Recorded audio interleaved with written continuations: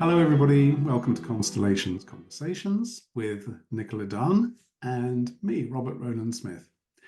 Today, we're tackling the subject, or a question, actually. The first time we've had a question as a title. Yeah. But the question is, where are the men? Now, why have we come up with this title? Various reasons, actually. And I suppose the most obvious reason is that in any given workshop that Nicola and I run, there's nearly always, it sometimes happens the other way around, yes, but nearly always a majority of women to men in the workshop. Sometimes, rarely, there are only women. It's rare for me, at least, to have only women, but it's common for me to have 70% women, I would say, in the workshop. So there's a, there's a kind of direct, observable bit of data for Nicola and me about constellations there and who turns up to constellations workshops. And we're going to try and talk about that phenomenon and what might lie behind it, whether it's a problem or not. And I suppose we're also going to talk, Nicola, about where are the men within the constellation as well, and whether or not there's a sense in which men disappear, don't step up, are ignored, excluded, and so on. So I think perhaps we'll talk about not just the setup for workshops and so on, but also what happens within Constellation. And let me just add, and we don't often talk very much in these conversations about business constellations or organizational constellations, as they're called. But in my experience of those, I probably do a few more than you tend to do, Nicola, I think. That rule about fewer men doesn't really apply. It will just depend on the organization, and there can often be more men because of the nature of the organization. So just add that as a little proviso. Yeah, and I would say when I work in coaching settings and I teach on a coaching course, there are a lot of men. So yeah. Exactly.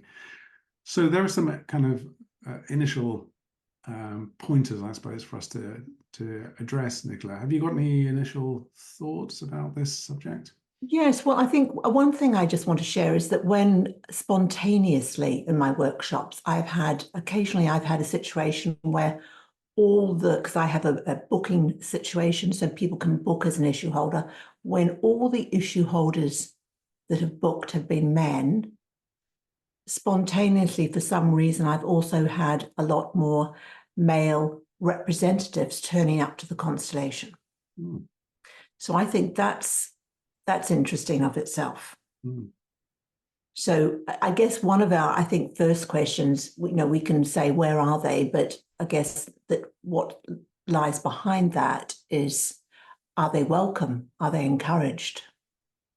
That's an excellent question, and I'm glad you raised it, because I'd sort of made the assumption that, which I'm only realizing now, thanks to your question, that perhaps there is a sense in which they're not welcome. Perhaps there's a sense in which, if I tune into Women's Hour on Radio 4, for example, I feel a bit like I'm encroaching on a space I shouldn't be encroaching on. So that's a very interesting question. I wonder, go on, were you about to say something else? Yes, I was also going to say something else, that I guess the movement began with a male founder and quite a few men and women, but quite a few men who were involved in the initial development of the work, at least in let's say Europe, and quite a lot of women following these men. So we already began with a gender split in the constellator seeker issue holder dynamic. And I'm curious as to whether that has affected things. I'm really glad you mentioned that too. And I have a little bit of a trigger on this when people talk about Hellinger as the founder of Constellations, because it's not true. And it makes me think of the work done by Jacques Derrida, the French philosopher, about the founding of psychoanalysis and this notion of the founding father, and how so often founding and fatherhood are seen to go together. And there seems to me as Derrida sort of hints at, that there is a kind of sexist prejudice in that although Constellations pre-exists Hellinger and had all sorts of iterations and adumbrations before him, some stretching back hundreds, if not thousands of years, that the willingness or readiness to cite Hellinger as a founder and a founding father seems to be very strong. I mean, I will talk to people who don't know Constellations very well, but who latch on very quickly to this idea that A, there was a founder, and B, it was a man, and C, that was, Hellinger, and he was the kind of founding father. And as you say, that not only is a fact in itself, but has led to a kind of situation where, there seems to be a kind of male leaders, a preponderance of male leaders in the constellation field and female followers, which happened also in psychoanalysis, as we know, and in psychology for that matter, where you've got kind of the big name psychologists and so on, and female followers. So it is worth calling that out and interrogating it a bit, because I think it's, for whatever reason, quite a deep cultural habit to try and posit a founder and a male founder, where that isn't even necessarily the case, and for women to be following. Yeah. Yes, and we're probably, as cultures, more interested in founders than continuums. Interesting. What do you mean by that, Nicola? That, as you say, things develop over time, evolve over time. Yeah. And that, some of the practices that we're talking about have had prominence in tribal cultures, in all major spiritual or religious followings. So there are elements, threads that are a part of the continuum of what we might call constellations that we all stand upon. Mm. And, in that process, we stand upon the efforts, the endeavors, the developments of men and women. Yeah, exactly. So I think I think it's probably a modern iteration of branding, or however we organize ourselves these days. Mm. So in a way, we're talking about where are the men, but I guess we're also asking about how the power balance is held between men and women in this field. And there are some very prominent female constellators, that we know, both know. So I think it takes us into a different territory in a way, about leading and following, about joining, about being treated respectfully, because I think after certain movements, sometimes men weren't treated respectfully in therapeutic spaces. There's a lot of language in our culture around, I don't even know if I want to say the words, but you probably know what I'm going to say. We talk about toxic masculinity, and I presume there is toxic femininity as well. And really our journey is how we bring men and women together in a way that's harmonious, where our different ways of expressing power are held equally and not threatening to each other.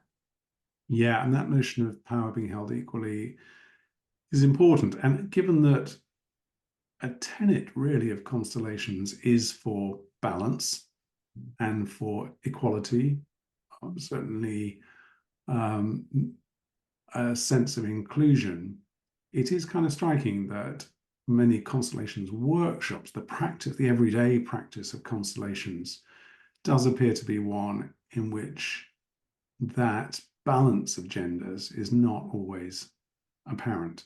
And of course, it leads to some interesting methodological questions, like, what happens when a woman represents a man, which is, quite common in workshops, because there simply aren't enough men to represent men who are supposed to be represented. Well, that's an interesting question, is how many men we need. I always feel that I get I get enough men. I always have enough men for the constellations I need. I just may not have 50%. Yeah. I always have enough men. Yeah. And my experience over the years of running constellations is it's kind of gone through phases. I'm in a phase now where I get predominantly women again, but I have had phases where I've had a good 50-50, more or less, split. I'm being rather proud of that, to be candid about it, because it feels to me like it seems like it's in sync with the work to have a good balance of men and women in the room. But I should probably just log the fact that, both and I, because you're a woman and I'm a man, will be aware of gender dynamics in relation to us transferentially, counter-transferentially in the room too. So it will be different for you, I'm sure, than it is for me. But I've noticed both positive and negative effects on men of me being a man. And one is, and they're kind of almost opposites, although perhaps related. One is a kind of little bit of hero worship, and the other is the opposite, kind of jealousy and, who do you think you are? I'm going to beat you at this game, kind of thing. So I have, I've picked up both of those forms of sort of male, unhelpful male tension, I suppose, of one way, one kind or another. And so this is from your male Yeah. participants. Yes, okay. I think just being a woman and a woman, in the years that I am, I'm more likely to get thoughts around mothering, perhaps grandmothering, who knows? But it's a sort of slightly different positioning. And, I would like to feel that, well, it's interesting. In terms of power, I'm just trying to think if that is ever challenged. Not in a way that I would see as gender specific. And mostly I think it is about some of those dynamics are about, am I safe with this person? Yeah. Do I need to hold the power instead of them, or can I actually relax into the fact that they will be good enough to keep me safe in a process in which I may feel vulnerable and revealed? Yeah, that's super helpful. I want to add, this is not quite a digression, but it's not exactly on the theme of Where Are the Men, but just adding to what you just said. You and I together, Nicola, have run training sessions for constellators. And of course, here and now, we're recording online as a pair, as a male-female pair. And I do remember you, maybe I misremembered it, but I remember you making a comment during one of our, or privately to me after one of our training sessions, talking about the dynamic as being a kind of, for some participants, some trainees, like a mother-father dynamic that we would be giving off. And that for a number of trainees, that could actually be very helpful, although there are all sorts of projections in it. It would nevertheless make them feel safe in some way. So, it's interesting in that regard when you get a balance of men and women, or a man and woman, as we are on these videos as well. Yes. Very well put. And, I think if we were to flip back to Bert initially, Bert worked with Hunter, and so it was two men, I don't know that maybe he did work with a woman as well, but I never saw that. And so that was interesting that the work started in that way. I just want to say in this context that we're talking about, in its sort of branded sense, that it started with two men and more women in the holding circles and who were issue holders. And perhaps we are working, evolving to actually open that possibility to, as you say, for example, to go back perhaps to a man and a woman and power sharing and that dynamic being a good bedrock in which to work. And since you mention Bert Hellinger and Hunter Beaumont there, and not everybody on watching these videos will be familiar with both of those names, but I think it's fair to say, challenge me if I got this wrong, that dynamic between them was still master-disciple or founder and heir or something like that. It wasn't a completely symmetrical setup between the two of them. No, it wasn't completely symmetrical, but I suppose over time, and they developed, revealed, and showed their strengths, Yeah. Which were similar and different. Yeah. Exactly. Yeah. Exactly. Can I go back to your question, which has now been chewing away in the back of my mind since you mentioned it, about the degree to which men may feel unwelcome at a Yeah. constellation. So it's not just where are the bloody men, God, they never invest in their personal development, whereas women do, which is sort of my default prejudice about all of this. I wonder how true that might be, whether there is something actually off-putting about constellations, where it might be seen by certain men as an over-feminized space, not just as a space of internal reflection, which we know, generally speaking, men do less of, but whether there is something about whether it's legitimate even to call a constellation space as feminized in some way. Well, I think that's really interesting. And we're using this term men as if men were all the same, with straight out of the factory. And we both know that there are a portion of men who are very psychologically interested and aware. But we're probably not talking about that group. We're talking about those who might be interested, but perhaps wary about what they might encounter if they came to a constellations group workshop. And I suppose there are some, sort of murmurings around the sorts of things that happened in encounter groups, where there was a free range expression of any sort of anger that might be buried deep. And I suppose men don't want to go to a group if they feel they're going to be the subject, or of people's anger thrown at them. But of course, that's not what constellation workshops are, I would say, at all. Because it's the way that I know that you and I constellate is that it's a very contained internal space. So representatives have internal experiences that might relate to emotions, but they're not splattered out upon the other representatives. That information might be fed back, but it's fed back in a very measured and coherent way to the constellator. So it's very different from the what was coming out in the 60s and the 70s, where it was really a kind of, to be honest, an emotional unzipping of whatever might be found there. So I think if there were some men watching this who were curious but reluctant, I would invite them to come along, perhaps not as an issue holder on the first occasion, but to come along as a representative and just see what the process is like. And I would hope that they would find themselves to be highly valued and respected for their contribution, which is, to be honest, I would say 100% my experience in workshops. Yeah. Curious but interested is a good phrase for that category. I mean, in organizational constellations, I'm often invited in to run a session as part of a wider program, might be a leadership program, for example, and you and I have worked together on a couple of these as well. And often it's a one-off, come and do a session on constellations for us. And there'll be a sponsor, the person who invites me in, or a client, and who'll pay my fee. So there is somebody who has agreed to it. Almost by definition, there has to be somebody who's agreed to it.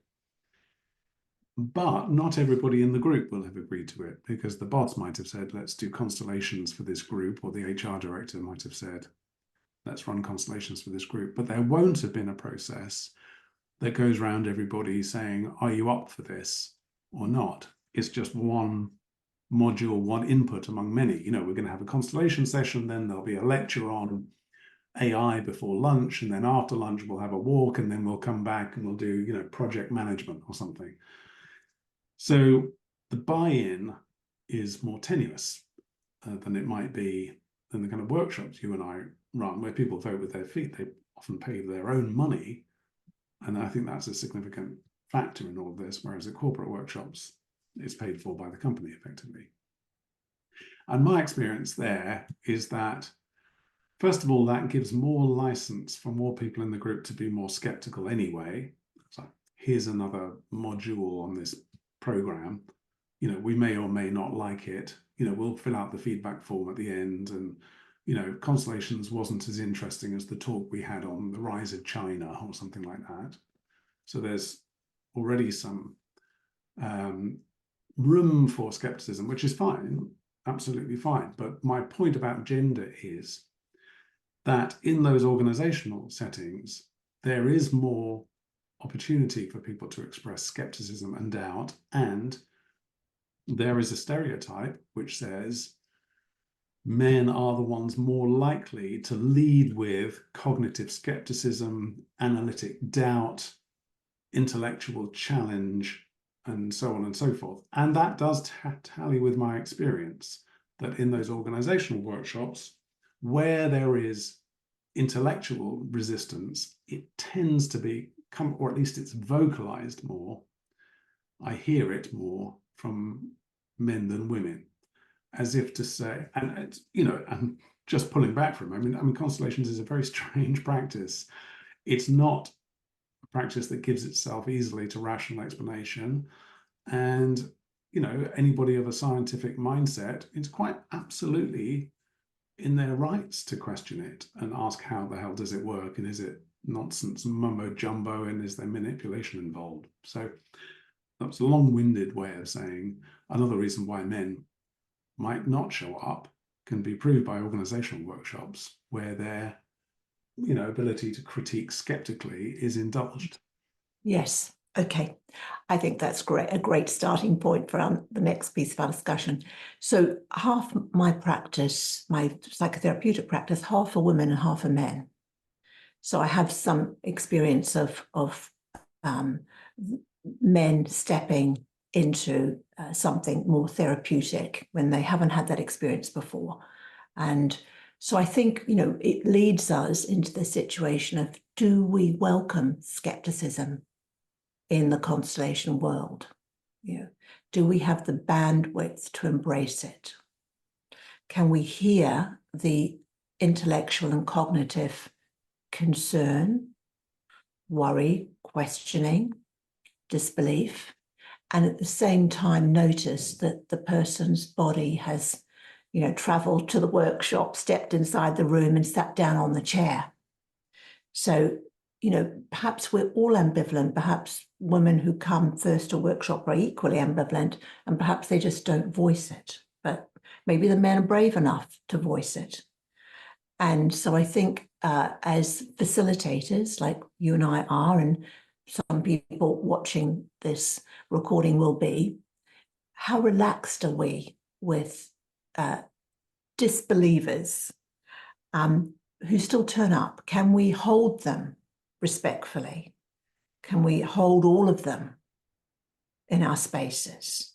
And, you know, when I've had that, you know, often sometimes it's visible at the beginning of a workshop, and the man might mention it at the end of the workshop, but he would normally say, I came thinking and feeling or thinking this, and I've had this experience today, and now I leave in this way.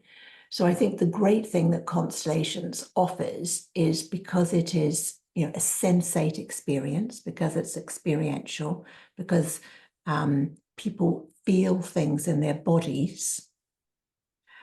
It is it's their own experience as opposed to something they're told about. It's immersive. And so, you know, if you put a tea bag in water, something normally happens. And or hot water.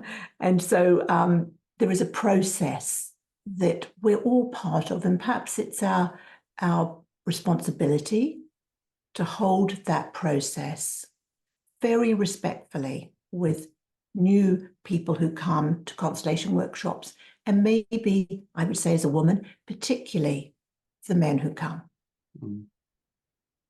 Yeah, it's interesting, isn't it? There is that skepticism, but there is that welcoming at the same time. As you say, the body is there, sometimes reluctantly, actually, but the body is there. There is another aspect which I do want to come back to before we finish, and we've only got sort of about 5 minutes left, and that's within the constellation. So if we can just spend a couple of minutes on that. Now, I guess I want to poll you on this, ask you a more or less direct question, because this is my experience. It may not be yours, and I really don't know whether it's a kind of law in constellations or not.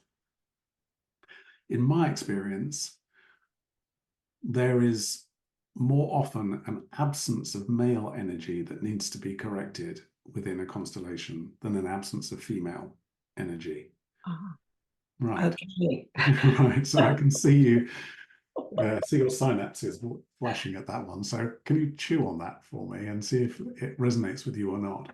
I don't see that. Okay, go on. I don't see that. I mean, I think we have to start at the beginning and say that,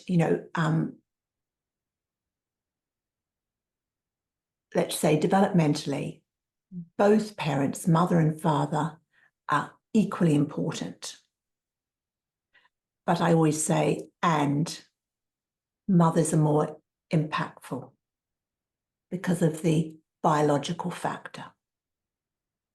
Okay, so there's the perinatal experience, etc., etc.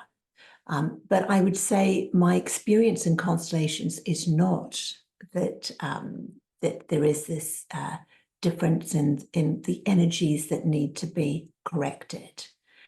And I'm curious as to whether it's your goggles Yeah, that you're I'm looking, curious as to that too.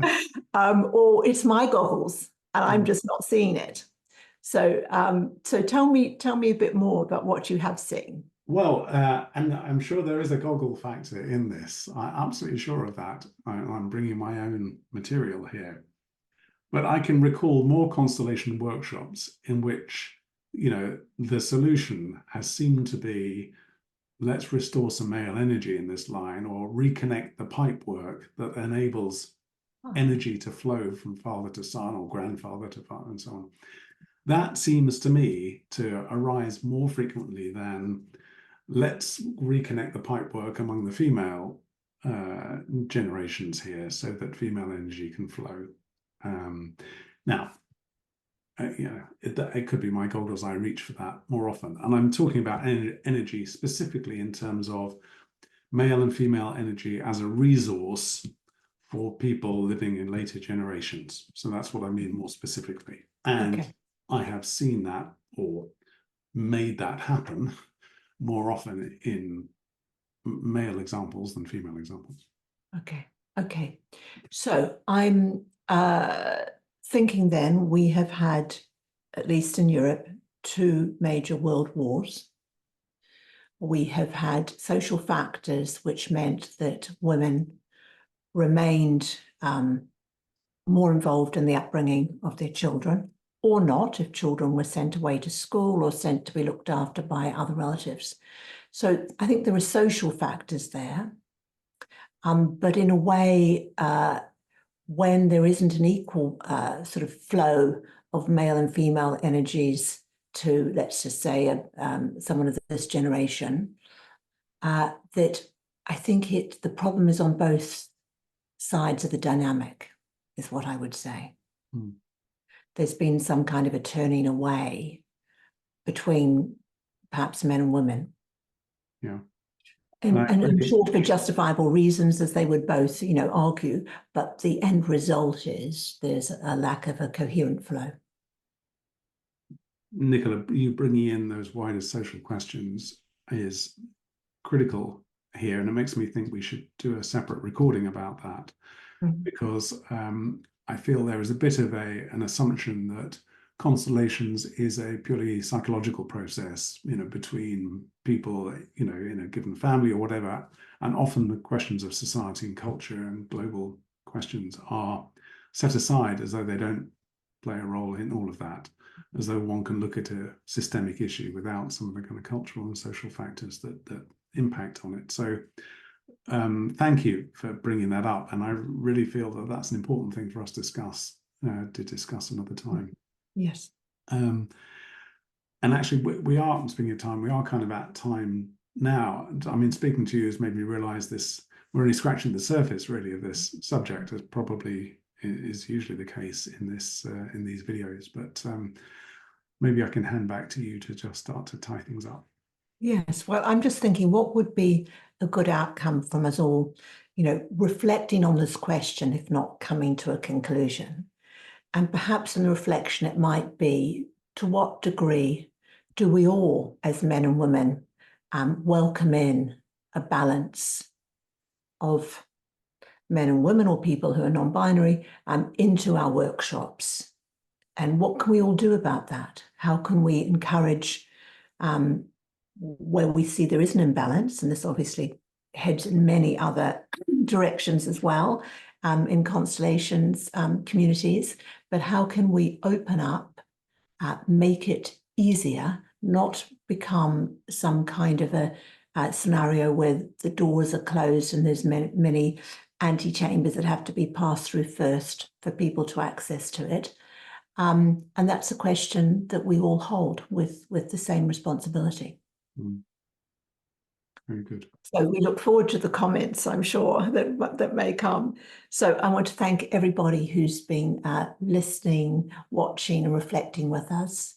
Please like, share and subscribe. That always keeps us very happy.